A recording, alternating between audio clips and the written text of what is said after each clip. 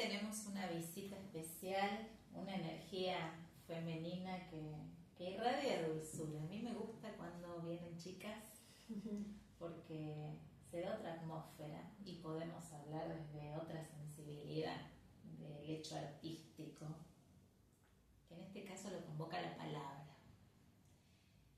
Romina Funes, además de ser una mujer encantadora, es una gran poeta.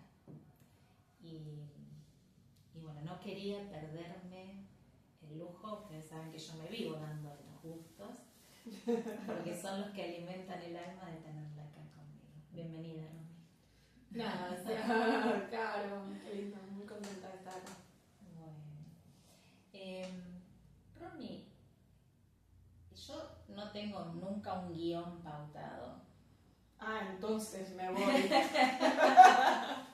No tengo nunca un guión pautado, pero siempre trato de que la conversación vaya a lo experiencial, ¿no? Para que contagie, para que la gente se asome a ver qué es, para que te quiera conocer a vos, para que quiera ir a los lugares que mencionás, para que se anime a... Romy, ¿qué cosas te motivan? Porque vos tenés una escritura que pasa por la experiencia en comunidad, por lo que te genera transitar con otros. Está como muy marcado desde ese lugar lo que yo he leído tuyo y lo que te he escuchado. Más que lo intimista, ¿sí? ¿Qué escenarios te motivan a escribir? Bueno, que hayas dicho la palabra comunidad es fundante en mí. Primero porque soy Leo con ascendente en Géminis y estoy así siempre abriéndome. El signo del corazón. Me gusta conversar y desde muy chica mi primera actividad artística, que digo muy chica pero era adolescente, no era tan chica, fue el teatro comunitario. Y mi primera maestra de teatro fue Susie Shock. Entonces siempre todo lo concibo haciéndolo con otros. Y también en mi escritura, si bien la poesía es un oficio muy íntimo, individual, es un oficio solitario, evidentemente toda esa comunidad está en mí. Sí, es un rasgo constitutivo. Exacto, evidentemente dialogo también adentro. Así que qué bueno que hayas notado eso. Creo que es la primera vez que alguien me lo pregunta en una entrevista. Sí. No. ¿En serio? Esto es una charla, no es una entrevista. Claro, no es Le ponemos ahí abajo entrevista porque queda bien, porque así la gente se asoma, ¿no? Pero es una charla. Es una charla donde uno deja una ventanita para que otros respiren. Claro. Para que escuchen atrás de la puerta. Entonces me relajo. Sí, totalmente. Nunca vas a ver estructura en estas charlas. ¿Y cuál fue la primera experiencia de haber escrito algo que se parecía a una poesía? Mira, yo no me acuerdo exactamente eso, pero sí me acuerdo mi primer contacto con la poesía, y después está relacionado con la escritura que te voy a contar. Yo debería tener 6 años, 7. Yo leí desde muy chiquita, aprendí ahí en casa como a leer y a escribir, no sé, 4 o 5 años, así como muy, muy chiquita. ¿Quién te leía? No, mi mamá directamente me enseñó, pero no recuerdo que me leían cuentos por eso te digo, no teníamos una biblioteca en casa o había muy poquitos libros, pero el que sí tenía una biblioteca enorme, que era como el intelectual de la familia, era mi abuelo. Y y tengo ese recuerdo de ir a esa biblioteca muy chiquita, pararme en una cama para poder llegar, sacar un libro, abrirlo y ver que no estaba escrito como los demás libros que yo conocía, o sea, que no tenía la forma de oración en prosa, sino que... Y fui así a la cocina, estaba mi mamá tomando mate con mi abuela, y le digo, ¿y esto qué es? O sea, porque lo leí, además me acuerdo la sensación de leerlo, de no entender, pero que algo en mí fue, ¿no? Se despertara como una especie de chispa de sorpresa, ¿no? Que es como un misterio ahí que me convocó. Y mi mamá me dice, eso es poesía. Le puso un nombre. Y el nombre se lo puso mi mamá. Y era un libro de Neruda, ¿no? ¿Viste la poesía que había en todas las casas? Que era, sí. Como había un canon muy específico en esa época.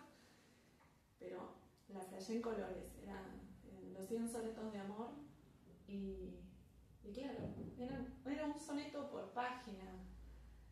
Se ve que visualmente me convocó mucho esa estructura. Y después escribí siempre poesía, solo que me había olvidado. Eso pasó, yo hice después como un trabajo de memoria, ¿no? De pensar cómo empezó todo esto. Pero evidentemente siempre escribí, ¿no? Como fragmentos, y nunca guardé nada, no tenía nada, nunca lo consideré de valor o... En ese momento se usaba también, ahora ya no sé si se estila, a los regalos ponerles una tarjetita con una dedicatoria. Con una dedicatoria, o hacíamos para, no sé, cuando era el Día del Padre, de la Madre, una tarjeta firmada por todos los hermanos, pero teníamos como frases hechas en ese momento. No la pensábamos mucho, no, estaba automatizado en mi casa. Ni siquiera te era como, teníamos un par de frases con mis hermanos que me acuerdo que el primero que la anotaba ya se ganaba la mejor, que era sos la mejor mamá del mundo o sos el mejor papá del mundo. El primero éramos 3, el primero que anotaba eso, ya el otro tenía que pensar un poquito, pero esa era la que más. Pero como te digo, no tenía mucha conciencia. Y en la adolescencia, que fue cuando empiezo teatro y hacíamos improvisaciones con textos poéticos, bueno, ahí aparece Pizarnik, ¿no? Esas voces, Marosa. Pizarnik me voló la cabeza. Sí, ¿no? A los músicos me encanta.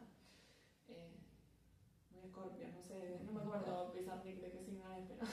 No lo tengo presente, pero es muy probable. ¿No es cierto? Como, ¡guau!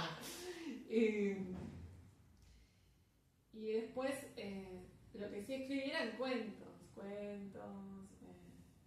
reflexiones, mucho diario. Y después, una vez, yo estaba escribiendo unos textos eróticos, ya era un poquito más grande, y era un grupo de narradores, y había un par de poetas que yo no conocía, y eran, no sé, humorísticos también. Entonces, leí un par y se me acerca uno de los poetas y me dice, ¿y poesía escribís? Y yo le digo, no escribo. Vuelvo a casa y agarrando mis cuadernos veo que todo tenía poemas. No, como... Y ahí caí en la cuenta y le avisé.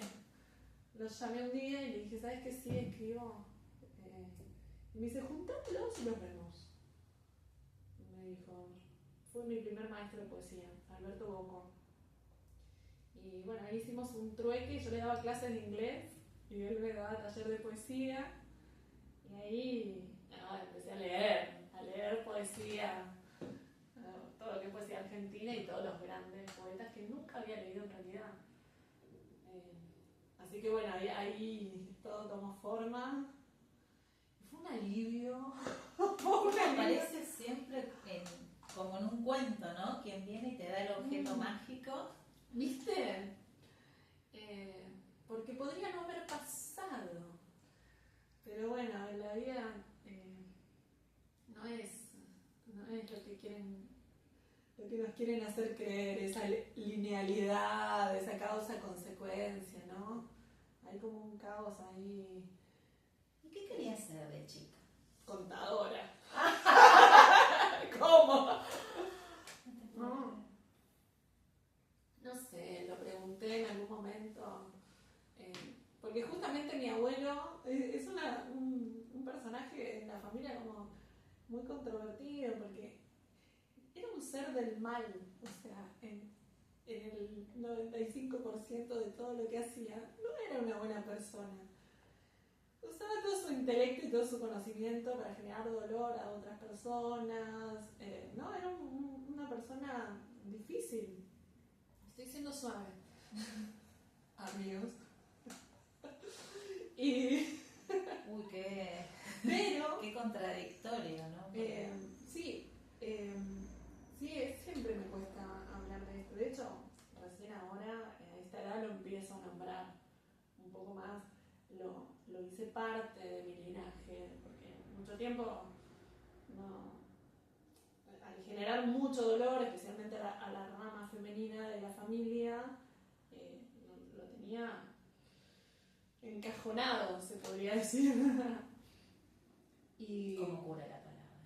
Sí. Pero también me di cuenta que él había sido poeta o era amante de la poesía, porque mi abuela contaba que él siempre llevaba un libro de poesía donde iban, ¿no? Fueron cosas que me fui enterando con los años, ¿no? Entonces había una contradicción en mí también de, mira de dónde viene esto, ¿no? Pero hoy por hoy agradezco, digo, bueno, es esa parte del linaje. En el imaginario, digamos, así como el poeta está maldito, la poesía en sí lleva la tragedia implícita, ¿no? Total. Entonces, hay personas a las que les debe despertar la nostalgia y otros a los que les debe despertar la esperanza, la tristeza, el dolor y también está la palabra. Sí, completamente. Tenemos que aceptar también. Y también somos, exacto, somos luz y sombras. Lo importante es tener ahí a las sombras, conocerlas primero y después tenerlas ahí cuidaditas, vigiladas, ¿no?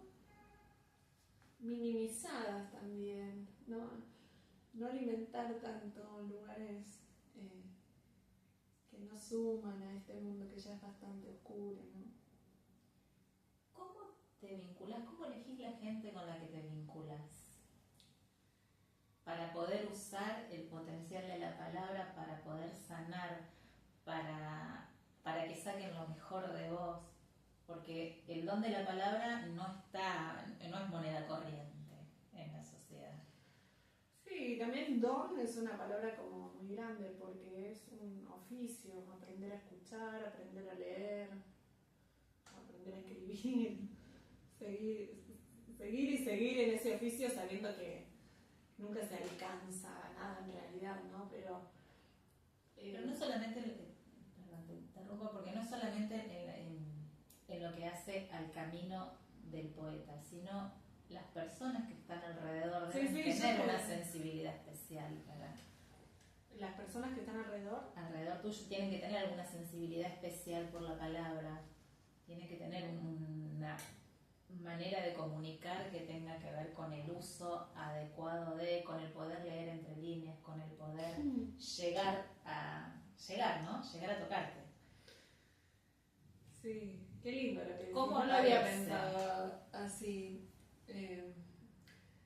¿Cómo aparecen en esta sociedad esas personas que vos decís, este me lo quedo?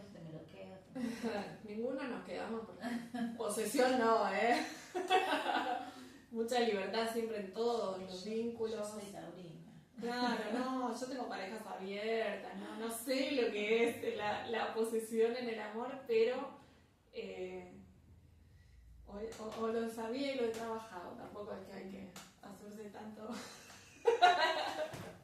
en esto de las sombras, ¿no? Yo creo que nos reconocemos, ¿no? Hay cuestiones que ocurren desde la propia sensibilidad y sabemos que la comunicación no es simplemente lo que sale desde el canal de la hay cuerpo, ¿no? Hay una materia sutil, hay una energía, hay un reconocerse en las miradas, hay un respirar juntos, que uno simplemente se reconoce. Alguien puede decir, bueno, eso es bien instintivo o eso es bien intuitivo, no sé, pero sí sabemos quién no, ¿no? Y incluso cuando no podemos determinar exactamente por qué no, me hace ruido, algo no me huele bien, va por los sentidos, ¿no? Y la intuición en general, yo no sé, pero debe ser una mezcla de todas las inteligencias, ¿no? que tenemos, que trabajan muchísimo más rápido que ese análisis que una quiere hacer y para tratar de encajar y amoldar una situación. Y después cuando la intuición es... Yo sabía, si yo me había dado cuenta. ¡Si yo sabía! ¿Por qué? Sí, tal cual, tal cual. Y qué sé yo, con el paso de los años, yo creo que uno le da más lugar a esa intuición, a ese sentir, ¿no? Quizá más sutil pero concreto, que ya perder tiempo e insistir donde parece que sí, pero no. Donde no es terreno fértil. Claro, donde no es terreno fértil, donde nada puede crecer. Las personas inolvidables en tu vida, ¿qué te dejaron que vos sacás, digamos, usás como fuente de tu inspiración poética o de tus recursos o de tus rituales a la hora de escribir? Bueno, una de esas personas justamente es una gran amiga mía, una hermana que falleció, es Roxana Bernaule, directora de teatro, una referente en discapacidad en el Partido de San Martín, con quien hemos trabajado juntas muchos años. Y de ella aprendí respecto de la escritura que no es mía. Porque te dio todo. Por ejemplo, hicimos uno de nuestros proyectos más largos, fue llevar al teatro un texto poético mío que era un libro que se llama 10 noches en el cuadrado, que es una conversación entre dos personas que están privadas de su libertad. Yo lo pensé cuando nace esa historia. Yo estaba muy metida en investigar sobre la dictadura, la última dictadura militar acá en Argentina, y bueno, y es una historia de amor en realidad, y es un texto que roza por momentos lo filosófico, lo metafísico, entre esos dos seres que podían hablar de noche a veces y durante 10 noches. Entonces es un texto a dos voces, y con Ro decíamos, che, esto estaría bueno llevarlo a teatro. Y la forma de crear de Roxana es colectiva, toda ella era la colectivización de cada pequeña cosita que hacía, porque ella se nutría así y nutría infinitamente a quienes estábamos al lado. Y entonces, bueno, fue la primera vez que la poesía, donde uno está rigurosamente pensando qué adjetivos vas a poner, que no se cambie esa palabra ahí. Te la agarran los actores y las actrices, sí. Y es como, bueno, esto ya no es mío. Y a la vez cuando soltás, ¿no? Todas las posibilidades que tiene un poema, cuando ya voló. O las interpretaciones, ¿no? También. Pasa con la canción. Sí. A mí me pasa cuando escucho la letra. Bueno, hay anécdotas muy interesantes que se cuentan con respecto a... Matías Mauricio siempre cuenta con respecto a los tangos, ¿no? Y acá está el cantor, lo terminó de modificar y así quedó, porque quedó perfecto. Y cuando vos empezás a ver temas, que decís, bueno, a ver, voy a escuchar versiones, y te das cuenta de que muchas versiones del mismo tango que están grabadas en en 2 o 3 versiones distintas. Claro. Y entonces uno se siente menos culpable porque a veces caes en la tentación de reemplazar una palabra, no porque no respetes al poeta, porque también están los más ortodoxos que dicen tal cual está ahí, sino porque te cala tan hondo que al momento de hacer lo propio le pones lo tuyo. Totalmente. Yo creo que hay que desacralizar un poco. Con los años me volví laxa, porque digo, de última, siempre va a quedar registrado en un libro la versión que en ese momento de tu vida vos querías. Porque de repente, no sé, yo ahora que estoy trabajando los textos de las comadres, ¿te acordás los que leí en los... Eso, mira, me sacaste la pregunta de la boca. Bueno, es impresionante lo que mutan, porque son textos vivos y algunos ya fueron publicados en revistas y viene de un lugar como súper visceral y súper activo energéticamente, porque son mis comadres vivas. Está el único de una comadre que está en otro plano, es Roxana, justamente, ese texto, que cuando estaba escribiendo llego al de ella y me bloqueo 6 meses. O sea, no puedo escribir una sola palabra por 6 meses, hasta que se desbloqueó hace muy poco. Pero justamente, por ejemplo, esta mañana, yo tengo una amiga, muy amiga mía, pianista, Mariana Quenel, que es una gigante en la música. Que te acompaña cada vez que haces. No, yo soy poliamorosa. Pero sí hemos hecho algunas cosas juntas. Ella es concertista y es docente y trabaja un montón como todos ustedes.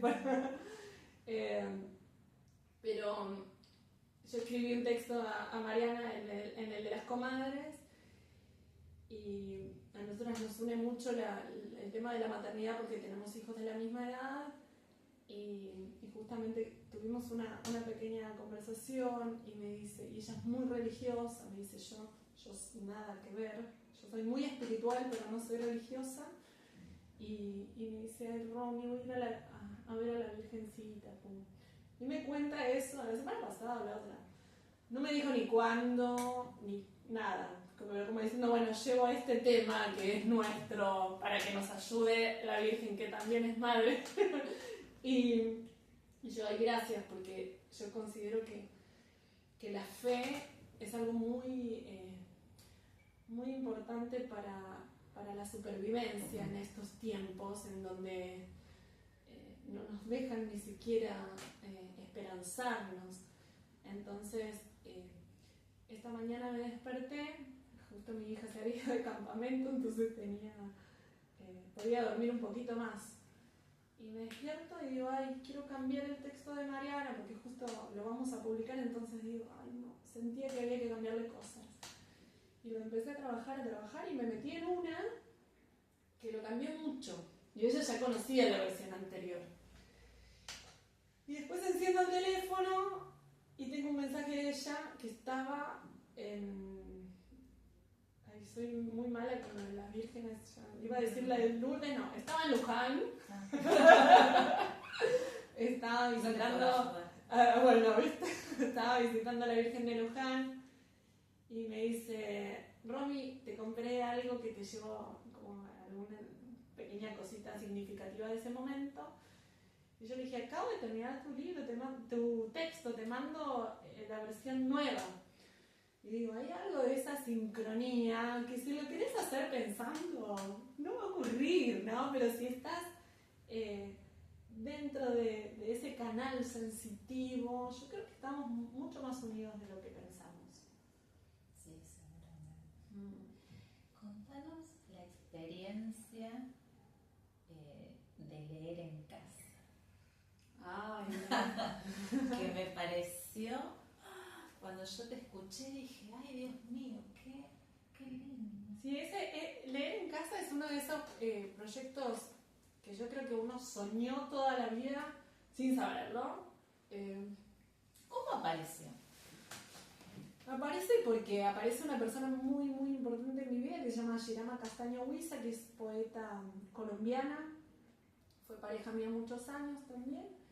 Y a las dos nos gustaba lo mismo, las dos veníamos trabajando cada una en su país, no solo en nuestra propia poesía, sino haciendo un camino desde la gestión cultural, mediando con la poesía, animando con la poesía, ¿viste? Que hay como toda unos debates entre qué palabras usar, si promover poesías, y bueno.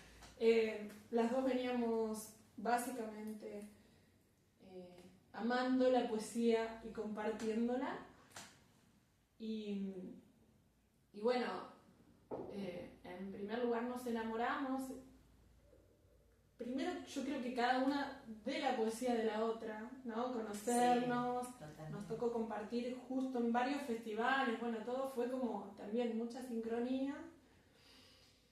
Y a las dos nos gusta mucho viajar y empezamos a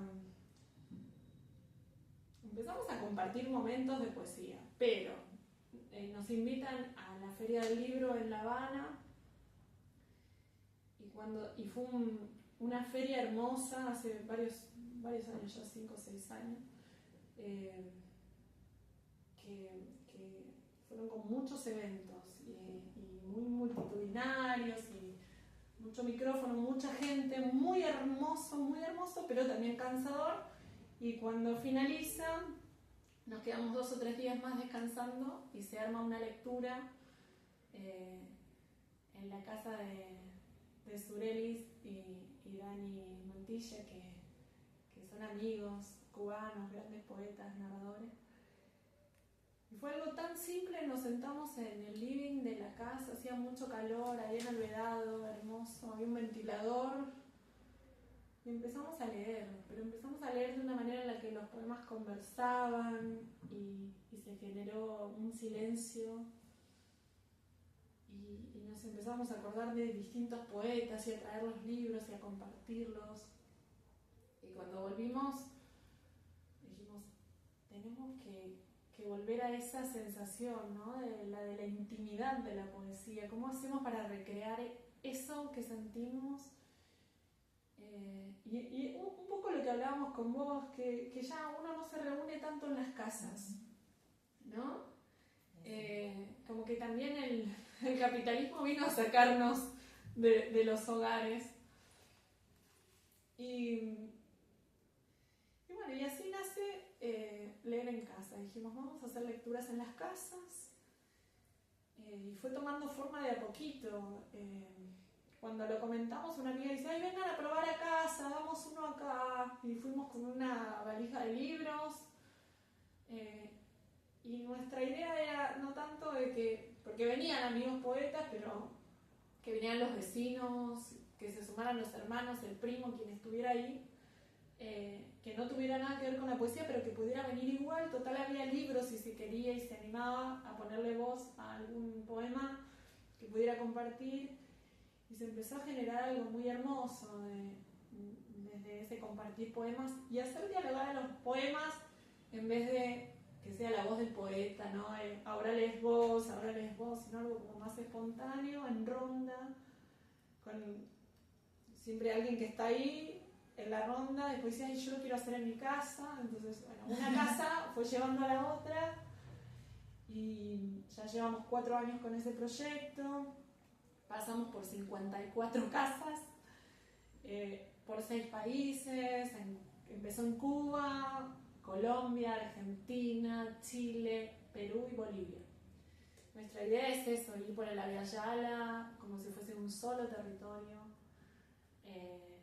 a escuchar qué es. No lo dije suave, pero sabemos qué es. La historia de que...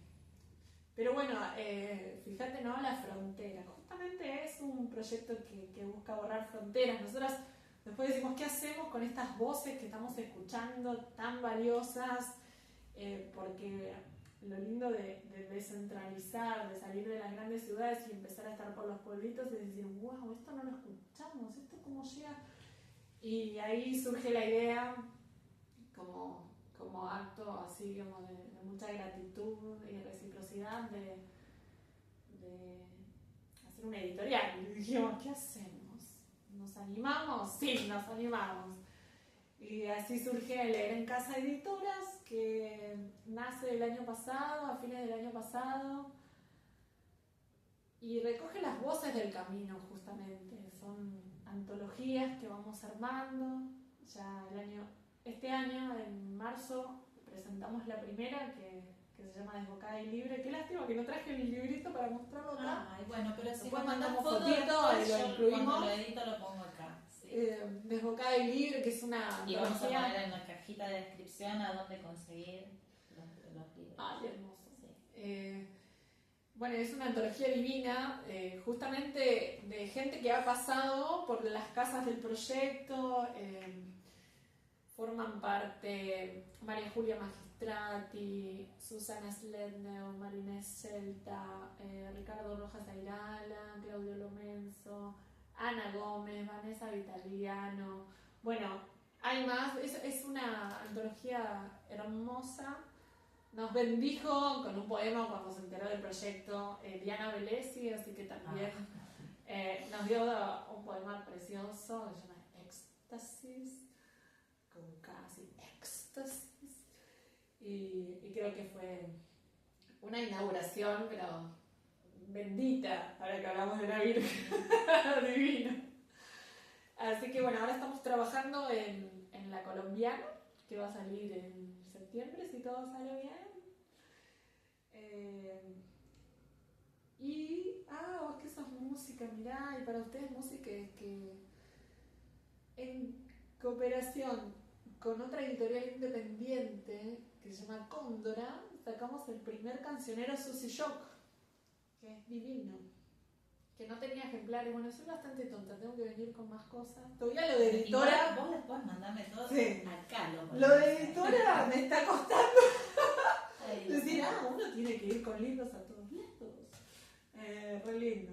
No, y es un cancionero precioso, con todos los hits de Susy, con los acordes y los. Bueno, quedó precioso. Tiene la ilustración de Ro Ferrer, que es una gran ilustradora. Tiene una foto de Alejandra López, que es una tremenda fotógrafa. Fue como una suma de amor en este cancionero. Y de talentos de las distintas disciplinas. Sí, la mirada de cada uno sobre el mismo hecho.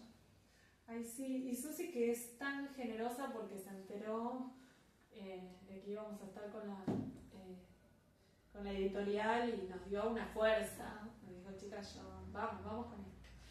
Y bueno, nos apoyó un montón porque no se nos hubiera ocurrido tampoco poner música. Y ahora no podemos dejar de pensar lo importante que es la música para la Pero poesía. la poesía tiene ya su música. Y cómo justamente en Leer en Casa siempre está la música. Y en los distintos territorios, las diferentes músicas, los diferentes géneros. Yo estoy fascinada. Yo quiero bullerengue, quiero todo. Ahora decimos con Shirama, me parece que vamos a sacar algún otro cancionero más. ¿Hay una identidad poética en esos lugares afuera del circuito que tenga que ver con lo latinoamericano? Sí. ¿En dónde está? ¿En dónde está? ¿Desde qué lugar está? De la experiencia de la vida. A mí me parece que en estos últimos tiempos está más que nunca, porque ya estamos corriéndonos del eurocentrismo por suerte, porque ya, y creo que en esto los feminismos tuvieron mucho que ver, y más ahora los feminismos populares, campesinos, comunitarios, como que vienen trabajando no solo en teorías, sino que esa teoría se rebalsa en las artes. Entonces todo lo que se va escribiendo es mucho más cercano a lo decolonial. Hay una reivindicación de nuestros pueblos originarios, de otras culturas que preexistentes a Colón, por decirlo, por ponerle un solo nombre, pero sabemos que la colonización es un proceso que no ha acabado, y justamente son estas voces las que vienen resistiendo genocidio, ¿no? Los pueblos originarios y las comunidades afro son las que vienen resistiendo genocidio desde hace siglos. Entonces, ahí hay un saber al que por suerte se le empieza a mirar, a prestar atención, tenemos mucho para aprender, y creo que también eso se empieza a ver reflejado en lo que se escribe. Entonces ya no vamos a querer escribir como Quevedo o como Góngora, ¿no es cierto? Sino que hay otra forma hay otra forma de leer. Y si hay otra forma de leer, hay otra forma de escribir también. Y se escucha, se siente. No sé, es muy hermoso lo que va pasando con la interseccionalidad, donde uno empieza con la dificultad que conlleva eso, porque sabemos que es un trabajo diario, porque la colonialidad nos constituye, lamentablemente. Y tenemos mucho arraigado, ¿no? Digo, ¿quién no tiene un facho adentro? ¿Quién no tiene un clasista adentro? ¿Quién no tiene un homófobo adentro? Consciente todos los días y en cada decisión. Exactamente, y es un trabajo diario, pero eso también nos permite después que estar más cerca, yo creo, de nuestra propia identidad, ya no querer parecernos a, sino aceptar y encontrar, no sé, yo soy poeta conurbana, yo nací en San Martín, me crié en Villa Maipú, laburé toda la vida desde los 15 años y no crean que van a encontrar en mi poesía algo muy alejado, ¿no es cierto?, a quien yo soy. Y no por eso no vale, ¿no es cierto?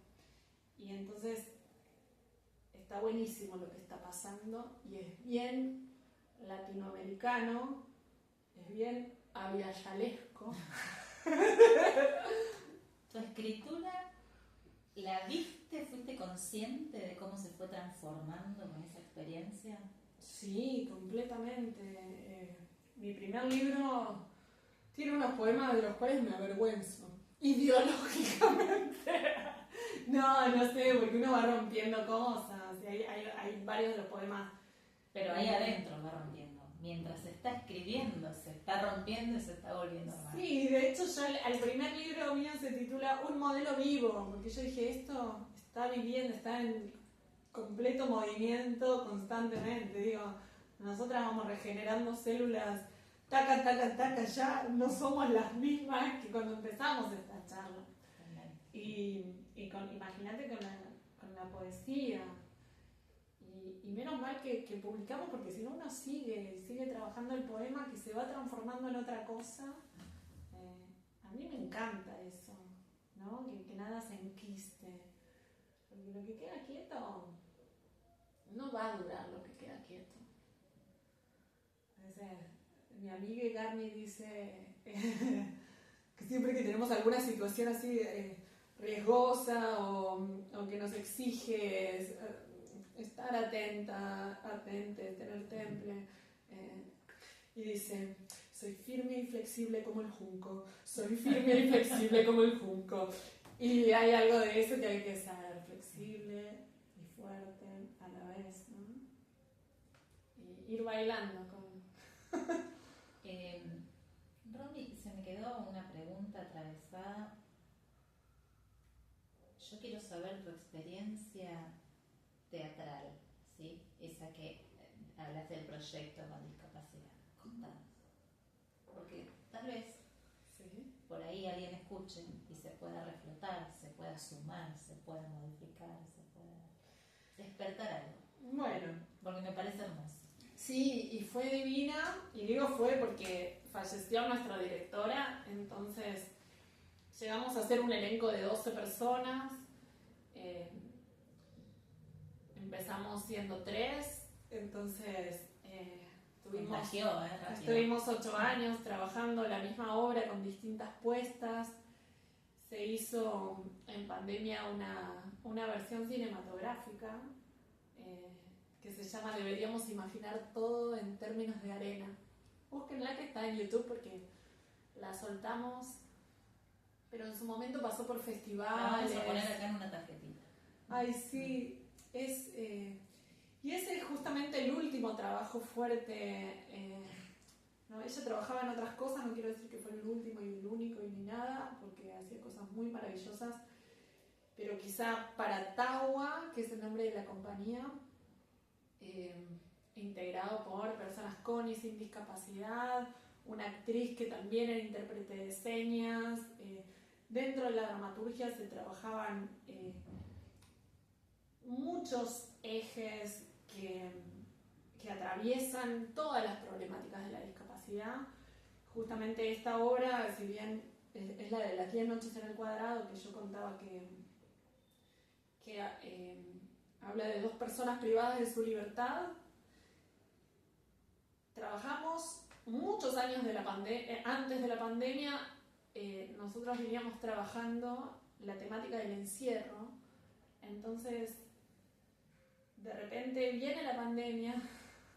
Cuando el encierro fue la palabra, nosotros ya teníamos un trabajo hecho impresionante. Entonces, desde ese lugar, Roxana, que no se podía quedar quieta, por suerte, dice, tenemos que trabajar igual. Habíamos ganado un fondo de financiamiento que era para hacer trabajo en territorio, y vamos a llevar la obra a diferentes lugares. Teníamos, no sé, al penal de José León Suárez. Bueno, eran diferentes espacios no convencionales para el teatro, bien en territorio, donde nos interesaba y donde siempre hemos trabajado. Y de repente no podíamos ir porque estábamos encerradas. Entonces Roxana dice, vamos a hacer una película. Y yo le dije, no. ¿Cómo? Y a la negra Bernaule no se le podía decir que no, porque ya estaba en su cabeza, y si algo estaba en su cabeza, iba a hacerse. Así que bueno, ahí fue todo un trabajo hermoso que empezamos a hacer por Zoom. Yo estaba quemadísima, como cualquier persona en la pandemia. Yo había quedado viviendo en un departamento de 45 metros cuadrados, 4 personas y 2 gatos. O sea, con una hija que estaba haciendo el preescolar, o sea, no sé si se dice preescolar, ya no se dice más, ¿no? No sé, es una cómo palabra. Salita de 5. Salita de 5, bueno, el inicial en la sala de 5, con unas maestras que se aparecían en el Zoom con una cara de depresión. Pobrecita. Fue tremendo. Yo o sea, ese año dije, no quiero ser más docente después de 30. Y un hijo de 16, haciendo también la escolaridad virtual. Bueno, era toda una locura. Yo tratando de trabajar. Lo digo y quiero llorar. Y a todo esto, Ro diciendo, vamos a hacer la película. Y nos juntamos para ensayar tal día. Y Romy, necesito que mires porque necesito que me des tu opinión. Y era muy buena. Y ella fue generando como un trabajo muy autónomo con los textos. Entonces les pidió a cada uno, por eso digo, el texto vuelve a mutar ahí también. Les pide a cada uno de los actores y actrices que trabajaran sobre su propio encierro, ¿no? Entonces, una de las actrices, Zoe, que no camina, que tiene problemas motrices, su encierro para ella era el sistema médico, ¿no? Y toda la tortura que le generaba cada vez que tenía que ser intervenida en un hospital. Otra de las actrices, Ile, ella dice, mi encierro es el sistema educativo. Era docente en escuelas para discapacitados y qué sé yo. Bueno, pum, educación especial. No sé, ¿cómo se dice ahora? No sé cómo se dice ahora. ¿Viste? Porque todo va cambiando lingüísticamente. Sí, le ponemos otro nombre, pero a veces y hay no cosas que hay que llamarlas por política. su nombre. Claro. Exactamente, porque con lo de capacidades diferentes no sumó a nadie. O sea, los derechos para personas con discapacidad que necesitan determinadas cosas. Entonces, bueno, para Ile fue el sistema educativo, para Toby fue el heterosis patriarcado, ¿no? Entonces, bueno, se fueron trabajando esas temáticas con una visión estética espectacular, que eso es muy del estilo Roxana. Se volvió a trabajar la dramaturgia, que la trabajamos juntas, y se filmó una peli, un largometraje, no lo podíamos creer. Obviamente, como que al principio no decíamos, pero empezamos a juntarnos, se empezó con todos los cuidados necesarios, pero se empezó a filmar, conseguimos un lugar para filmar y bueno, la peli es hermosa, así que súper recomendable. Romy, entre todo, a ver, pasaste, estoy pensando, ¿no? Por los géneros por los que pasaste. Hiciste guión, hiciste poesía, trabajaste en algún momento prosa, porque de ahí apareció tu poesía. Relatos, cortos, largos. Breve, no soy buena narradora. ¿Y qué sí de la poesía que no encontraste ahí? No, yo creo que a mí me resulta difícil la narración. La prosa en sí me resulta difícil. Yo estoy todo el tiempo dentro de una sopa poética. Mi vida es así. Entonces, ¡qué hermosa imagen! La vi, además. La vi. Claro, yo paso nadando en el fideíto. Bueno, y la narrativa te exige una estructura, te exige otro tipo de pensamiento, que a mí me cuesta más. ¿Es más limitante? No sé si es más limitante, creo que no le he dedicado las horas que merece la narrativa. Me encanta leer narrativa, amo leer cuentos, novelas, ensayos, me encanta.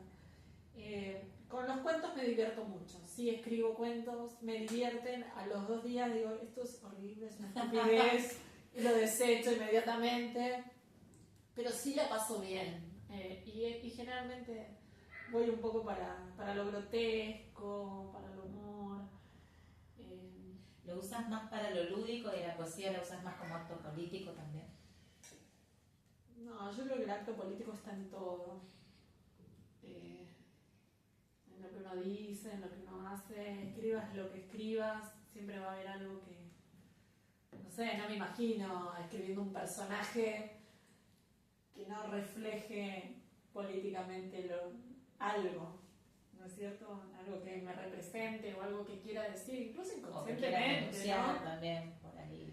Sí, total, sí. Porque depende de los rasgos y el lugar donde lo pongas también. Exactamente. Y no, amo la narrativa.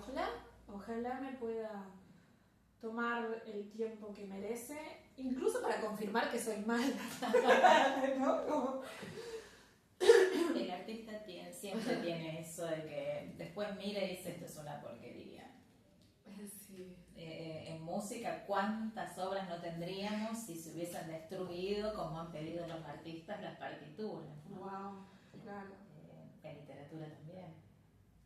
Sí. Sí, igual me parece una belleza la narrativa. Sí, tenemos grandes escritoras y escritores, pero hay no sé, me parece que justamente estas últimas décadas lo que están haciendo las narradoras en Argentina es impresionante. Y mucho nombre de mujer, mucho. Sí, por eso digo, porque todavía no me crucé con un narrador que me parece que tenga la fuerza de Selva Almada, no sé, de Mariana Docampo me encanta. Tenemos un montón de narradores, que sí, porque después se quedan afuera. Sí. Pero Gaby Cabezón Cámara, ¿no? Tenemos gigantes que por suerte ya están reconocidas. Dolores Reyes, que escriben esos relatos que son tan cercanos. Y las grandes, ¿no? La Schwerin que se ganó. No, ¿Viste? Es el premio merecidísimo y la vienen a cuestionar. ¡Dale! ¡Es buenísimo este libro! La María Negroni con la novela, no sé, tenemos así todo. Y Leila Garreira. Seguía. sí, no, es que empezás así a hacer memoria y te salen un montón. Yo no me animo porque no sé cuál más grande, ¿entendés? Claro, yo no la suelto no sé porque no sé cuál más grande. Porque también, por ejemplo, yo me acuerdo en mi infancia, la mayoría eran escritores masculinos o poetas. Eran sí, pero pocos los nombres. Tuvimos una muy grande, que fue María Elena Walsh, poeta y narradora y música. Entonces, y una gran feminista, si hay alguien que nos dejó. Y además una persona muy combativa, aunque no se entienda como un súper. Porque yo pienso ahora en el reino del revés, y digo, el ladrón es vigilante y otro es juez, y digo, ¡ah! Eso me suena ya. Mirá, eso yo creo que ella fue la creadora. Voy a decir algo que después me voy a arrepentir, pero lo voy a decir porque viste que hay un formato que se hace famoso en guión con Pixar, que es el Kidults, que son esos guiones que tienen una parte en la que uno entiende los chistes o el humor, o hay un gesto, el guiño es para el adulto, y a la vez tiene otro registro donde las animaciones hacen determinadas otras cosas que inciden sobre la audiencia de otras edades, 5, 6, 8 años, ¿no? Ese Kidults, los niños y los adultos en un mismo guión. Yo creo que María Elena Walsh hizo eso en sus canciones.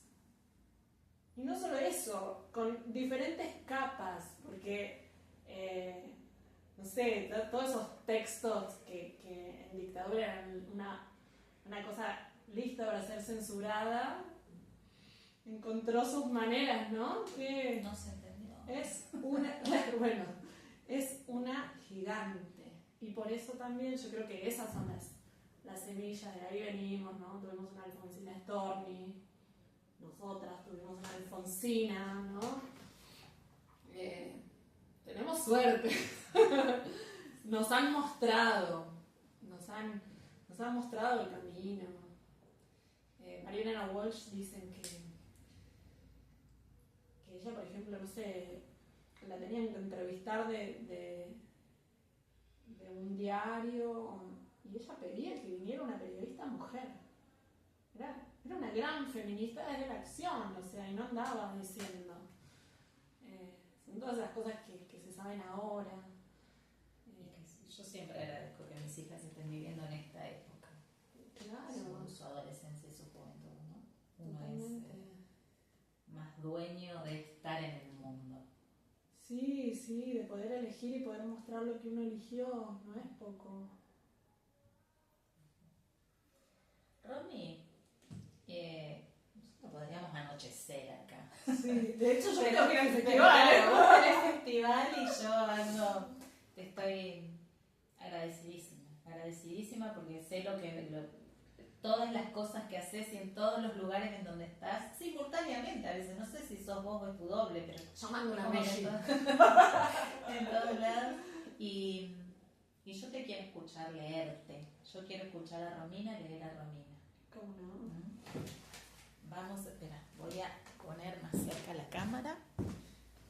¿Y querés que lea de este librito? ¿Querés que... ¿Qué te gustaría, Caro? Voy a tener que buscar los lentes. Bueno, vos léeme Y de el ese celular. librito. Porque si voy a leer texto. ¿Qué querés? ¿Algo cortito, largo, medianito? Algo que te pinte hoy, con la energía de hoy.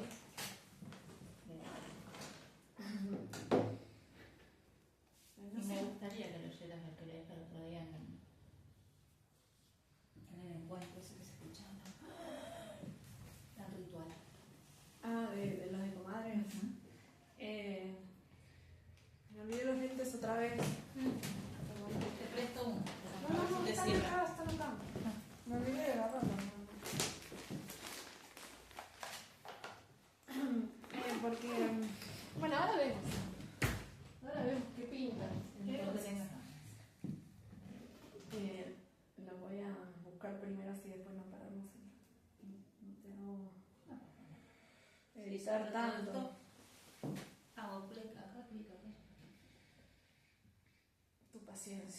La paciencia, pobrecita. ¿Lo escuchaste ese tema de Mariana Walsh?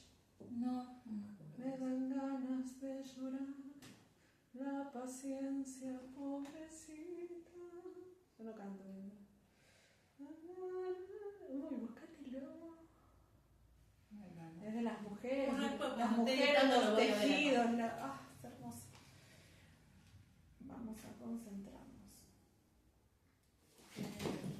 Que no lo acerqué, que no te haya cortado la cabeza. Sí, te corté la cabeza. Sí, bueno, viste bien. Vamos a ponerlo así de frente. Me dejo por ahí de las comadres. Y si querés leer este y comento que es la segunda edición y le agradecemos a Maldonado. Obvio. Sí, pone todo lo de acá. Bueno, si te parece, puedo empezar con este libro, que Las aves que nos miden, se llama, que lo publicó Alción Editora en 2023, pero me acaba de llegar la segunda edición.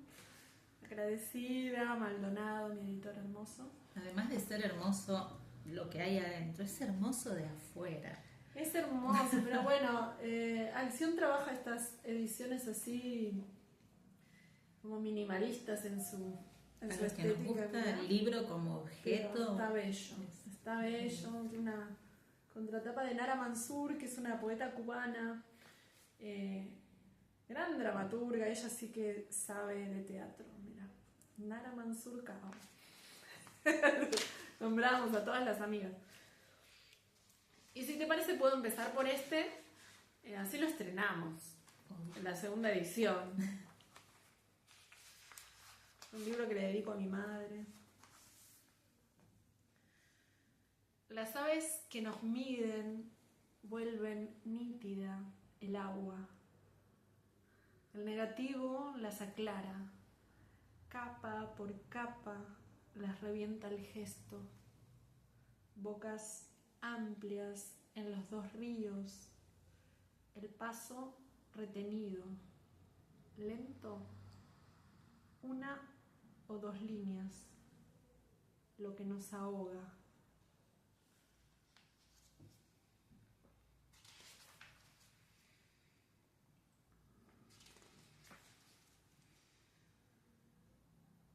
Un gajo nace, incipiente. Habíamos llegado y temblabas. Alguien en un murmuro pretendía que lo hirvieran. Junto al trigo. Dijimos, no es posible, y acunamos lo que parecía morir.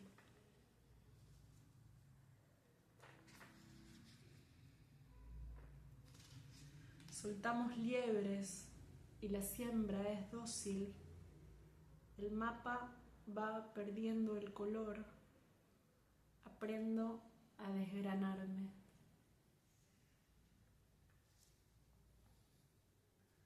Levantás la mano y los caminos reptan para ser mirados a distancia.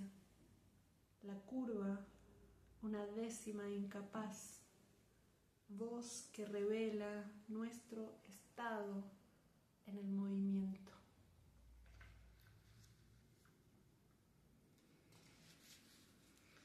La voz de los ciervos nos guía. En el pozo la piel se atasca, no sabe pedir. Franjas enteras, tallas, rebarbas. Y en el inicio repetido, la moneda serpentea sin llegar al fondo.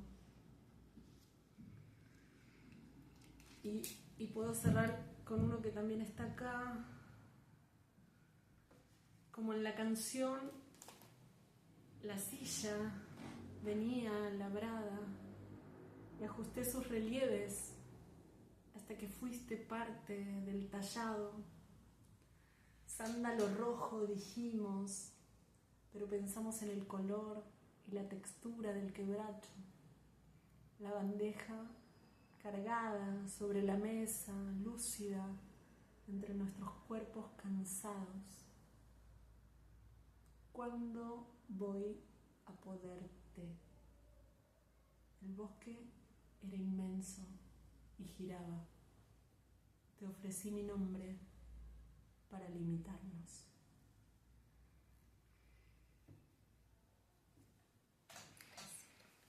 Ay, linda. Vale. Ay, linda. Tendríamos que enfocarte.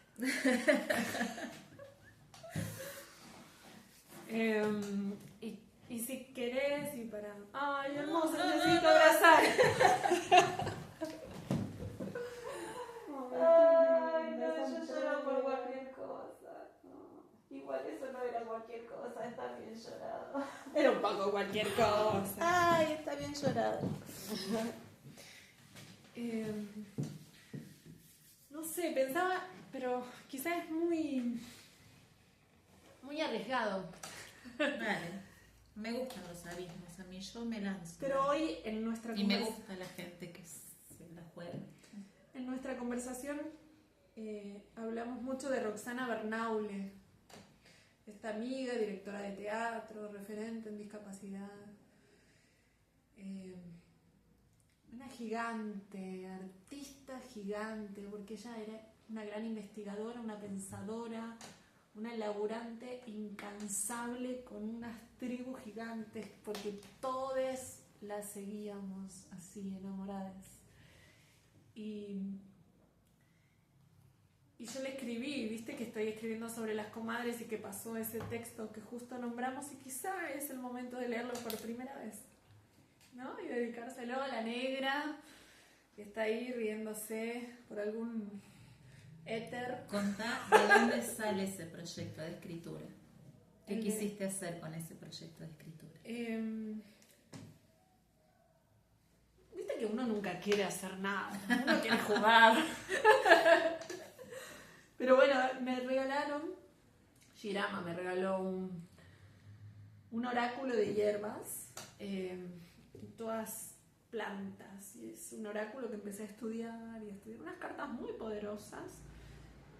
Y en un momento empecé a pensar en mis comadres, en mis hermanas, mis amigas más amadas, esas que hacen mi tejido cotidiano, donde nos ayudamos, nos preguntamos, nos pasamos recetas, nos decimos cómo curarnos entre nosotras. Nos escuchamos llorar. Nos compartimos la alentamos. risa, celebramos. Y de alguna manera, para homenajear a cada una de estas personas que son tan importantes en mi vida, que hacen a la comunidad, palabra con la que empezamos esta conversa, yo dije, bueno, voy a ver cuál de estas cartas le sale a cada comadre, ¿no? Entonces, bueno, ritualizaba un poquito, me situaba en esa comadre a la que le quería ofrendar un texto y sacaba una carta. Entonces entrelazaba la energía de la hierba de la carta y mi comadre. Y bueno, y hay muchos textos con muchas hierbas. Y tenemos que buscar ahora el de Roxana, que se llama, a ver, Atropa Roxana. A la negra Bernaule, mi comadre loba.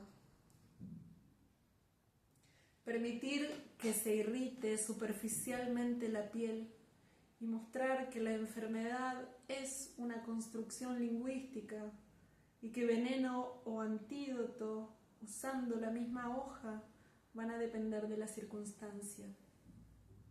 Salimos juntas a nadar y el océano se desprende sobre la pileta de lona. Una paloma flota su muerte digna. Le ponemos una banderita que simboliza un tropel. Trazamos juntas sus oleadas de picotazos para intentar refundarnos. No me puedo mover. Vos vas hacia el amor con la sabiduría de las extremidades que levantan peso sin fatiga y una obstinación estrambótica que nos marea en las retinas del desorden. Empecinada sigue tu sed en el tronco embrollado del ombú. Todas nos perdemos, pero vos mantenés la calma, lamiéndote hasta la ofrenda. Sin quitar corteza ni ojos, lo tomás de las riendas, lo montás o se montan, Trotás por el marrón de sus ramas, cual yegua inmaculada, cosquillándole tu estilo hacia arriba, la inefable estética de lo más bernaule trash. Todo late en curvas y recovecos, pero el árbol aspira la línea de belleza en la consola del municipio, y así sabemos que la pusiste vos. De sus miserias y desechos tejemos ahora estas muñecas deflecadas. Un teatro de papel se cae desde sus aviones haciendo foco en la luz afectada para cuando tu niña, que nos dibuja el pelo, crezca. Sentada le das la mano y empiezan a colorear en el lento goteo de quedarte adentro de una pecera que te resetea cada 10, una década o un par de segundos, como si fuesen lo mismo. Girás para espiar. Estás plena en el legado que camina de mejoras y despliega arriba del escenario las alhajas despampanantes de tus loros ancestrales. Están los pavos de siempre, también sobre la línea de fuga, listos para disparar su mediocridad indolente. Está la abuela anterior, la que quedó desfasada, batallando todavía en la fila de los remedios. Está el escudo protector violeta, antídoto hecho de carcajadas de amigas y cerveza helada. Estoy yo, fría también, entumecida de las preguntas que gorgojean en la garganta desde que no está tu cuerpo para abrazarme. Ahora lloro yo. Oh. Gracias. Gracias.